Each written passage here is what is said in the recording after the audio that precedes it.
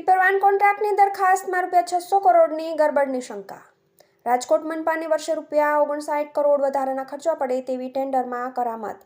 હાલ વર્ષે ₹53 કરોડના ખર્ચે થતી કામગીરી ₹111.56 કરોડમાં અને તેમાં વર્ષે 5% વધારાથી કરાશે. વિપક્ષને ખબર નથી, શાસકમાં આંતરિક વિરોધ. રાજકોટ મહાનગરપાલિકાના દ્વારા 300 ટીપરવાનથી શહેરમાં ઘરે ઘરેથી કચરો એકત્ર કરવાની વર્ષોથી ચાલતી કામગીરીના નવા કોન્ટ્રાક્ટમાં નવા સુધારા કરીને પ્રજાની તિજોરીમાંથી દર વર્ષે બમણાથી વધુ રકમ એટલે કે વધારાના ₹58 કરોડ વસૂલી શકાય તેવા શંકાસ્પદ ટેન્ડરને મંજૂર કરવા મ્યુનિસિપલ કમિશનર દ્વારા સ્થાયી સમિતિમાં દરખાસ્ત કરાઈ છે, જેના પર આવતીકાલે નિર્ણય લેવાશે.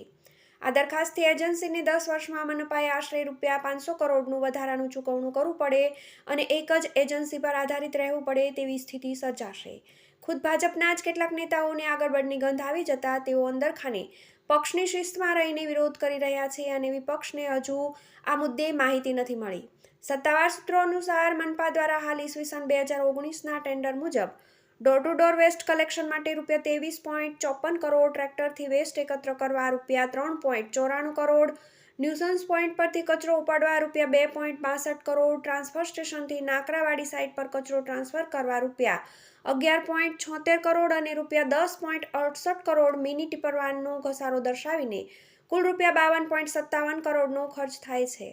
હવે આ કામગીરી માટે નવા ટેન્ડરમાં એજન્સીને ₹111.57 કરોડ એટલે કે ₹59 કરોડ વધારે હાલ જે રકમ ચૂકવાય તેના બમણાથી વધારે રકમ ચૂકવવાની દરખાસ્ત મુકાઈ છે.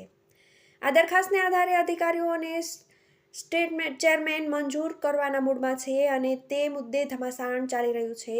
સત્તાધીશો પ્રજાની તિજોરીમાંથી એજન્સીને બમણી એટલે કે દર મહિને ₹5 કરોડ વધારાના ચૂકવવાના બચાવમાં જે દલીલો કરે છે તે મુજબ એજન્સી દ્વારા એક નવા ટેન્ડરમાં ઘરે ઘરેથી સોલિડ વેસ્ટ એકત્ર કરવાની સાથે તેમાં ભીનો, સૂકો, જોખમી વગેરે કચરો અલગ પાડવાની જોગવાઈ છે.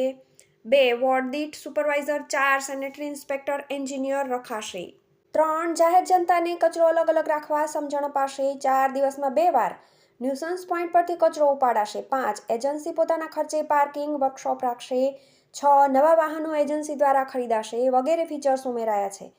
પરંતુ સત્તાધીશોની આ વાતમાં શંકા એટલે ઉપજે છે કે આ દરેક કામગીરી માટે ₹59 કરોડનો તોતિંગ ખર્ચ કદી થઈ શકે નહીં. એટલું જ નહીં, કમિશનરની દરખાસ્ત કે સ્ટેટ ચેરમેન દ્વારા જારી વિગત અનુસાર દરેક કામગીરી માટે કેટલો ખર્ચ થાય તેનું કોઈ વિવરણ જનતા માટે જાહેર કરાયું નથી. માત્ર આકર્ષક ફીચર્સ ઉમેરીને વસ્તુની કિંમતને બમણી કરી દેવાય છે. વળી લોકોની જે મૂળ ફરિયાદો છે કે ટીપરવાનમાં વધુ પડતો કચરો ઠલવાય, ટીપરવાન મોડા આવે કે ન આવે, ન્યુસન્સ પોઈન્ટ પર કચરાના ઢગલા, તે દરેક ફરિયાદ દીઠ પેનલ્ટીની કોઈ જોગવાઈ કરાઈ નથી. આ દરખાસ્ત જો ઉપરથી મંજૂર કરવા અંદરખાને નિર્ણય લેવાઈ ગયો ન હોય તો મંજૂર કરતા પહેલા જૂના ટેન્ડરમાં ઉમેરાયેલા નવી કામગીરી દરેકનું કોસ્ટિંગ ખર્ચ નક્કી કરવાની એક જ એજન્સીને કામ આપવામાં કડવા અનુભવો છતાં તેનું પુનરાવર્તન ટાળીને સ્પર્ધાત્મક ભાવ માટે પ્રયાસ કરવાની જરૂર છે. ભ્રષ્ટાચારની શંકા જન્માવતા મુદ્દાઓ. રાજકોટ મહાપાલિકા દ્વારા ટીપરવાનની હાલની કામગીરીમાં ફીચર્સ ઉમેરીને શંકાસ્પદ રીતે વર્ષે ₹110 કરોડ, 12 વર્ષે આશરે 12 અબજના ટેન્ડરમાં ખોટું થયાની શંકા જન્મવાના કારણો. નવા ફીચર્સ ઉમેર્યા તે દરેક કામગીરી વાઇઝ ખર્ચની વિગત અપાઈ નથી. અબજોનું ટેન્ડર એક જ એજન્સીને બદલે અલગ અલગ આપી સ્પર્ધાત્મક ભાવનો પ્રયાસ નથી. ટીપરવાન મોડી પડે, કચરો ન ઉપડે તો નાગરિકોની ફરિયાદના આધારે મોટી રકમની પેનલ્ટીની ચોખવટ દરખાસ્તમાં કરાઈ નથી. 4 પર્યાવરણ ઇજનેરની બદલી કરીને આ ટેન્ડર ઊભું કરાયું છે. જૂના ઇજનેરના સમય કરતાં બમણાથી વધુ ભાવ. 5 ટેન્ડરમાં જોઈન્ટ વેન્ચરની અગાઉ જેવી છૂટ નથી. તેથી અમુકને જ કોન્ટ્રાક્ટ મળે તેવી વ્યવસ્થા. જે ટેન્ડર ભરાયા છે તે એક જ IP એડ્રેસથી ભરાયાની ચર્ચા. મનપા સોલિડ વેસ્ટ એકત્રીકરણ માટે આવું કરવા માંગે છે તેની અગાઉથી જનતાને જાણ કરાઈ નથી. સીધી દરખાસ્ત. TV18 news, Rajkot.